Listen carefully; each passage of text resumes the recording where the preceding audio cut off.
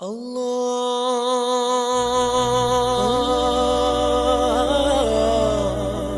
alaikum wa rahmatullahi wa barakatuh. Inna lillahi wa inna ilayhi raji'un. To Allah we belong and to Allah we shall all return. It's unfortunate that we're having to discuss this topic, which is about knife crime and which is about gang culture and the kind of mindset that some people have, in which they think killing is allowed, killing is okay, killing is permissible. But this is something that is extremely grave in the sight of Allah and the Messenger sallallahu alaihi wa alihi wasallam. We know the ayahs of the Quran that whoever kills and takes a life unjustifiably, that it is as though that they have killed the entire human population. And we also know the hadith of the Prophet sallallahu alaihi wasallam, numerous hadith of the Prophet sallallahu alaihi wa alihi wasallam, that tells us that the punishment for the killer is hellfire. And this is how strong the admonition is against indiscriminate killing.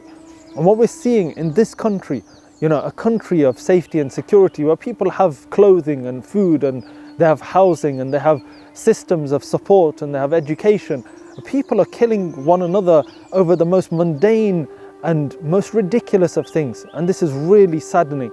And it's happening within our own Muslim community, and that harms the heart even more. In the month of Ramadan, people are being killed over gang culture, people are being killed over drugs, people are being killed over wealth, people are being killed over football.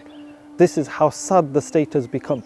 And so we need to take action, we need to take a stance, and we need to ensure that our future is free of these kinds of crimes. And one of the ways that we can do that is to ensure that we make our children aware that this life is very sacred to Allah subhanahu wa ta'ala. We do not have the right to take the life of somebody else. This life has been granted by Allah subhanahu wa ta'ala. Nobody has the right to take the life of anybody else. And also that we avoid exposing them to that kind of culture that glorifies killings. That's through computer games. Children play computer games that desensitizes killing and death, almost glorifies and celebrates it. Games like Fortnite, games like Call of Duty, games like Grand Theft Auto. We're mentioning them by name because these are the things which seem like a game to us, but if you actually look at what's taking place, it's the glorification of killing, and it's a desensitization of killing and blood and the spilling of blood.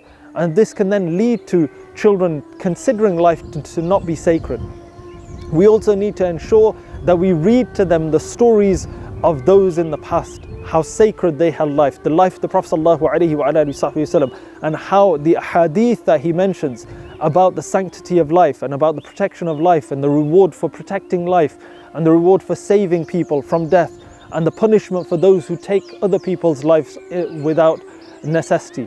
And what parents need to really do is really ensure that they are in tune with their children and know what's happening in their lives, steering them away from being in company which glorifies or pushes them towards being involved in violence in any way whatsoever. That's not the way of the Muslim. Muslim is a person who is a person of peace by name and a person of peace by nature. And so this Ramadan, we need to ensure that every single individual takes individual responsibility for themselves, their family. Make sure that we do not have any of this kind of culture taking place in our households. We're seeing a young person who was killed the other day in Bradford over football.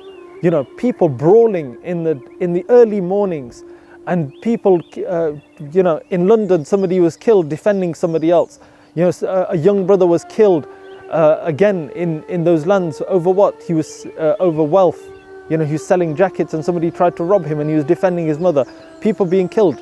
And so this is something that we really need to take seriously, and we need first of all to make dua to Allah subhanahu wa ta'ala that He protects us from this, and that we now do not allow another precious life to be lost over this kind of senseless and barbaric behavior and the killing of others, inshallah. We ask Allah subhanahu wa ta'ala that He protects us and our loved ones and our families and our communities, Ya Rabbil Alameen, and He guides those who have this kind of mentality and protects us from them. Ameen, Ya Rabbil Alameen, wa sallallahu ala Sayyidina Muhammad wa ala alihi wa sahbihi wa sallam.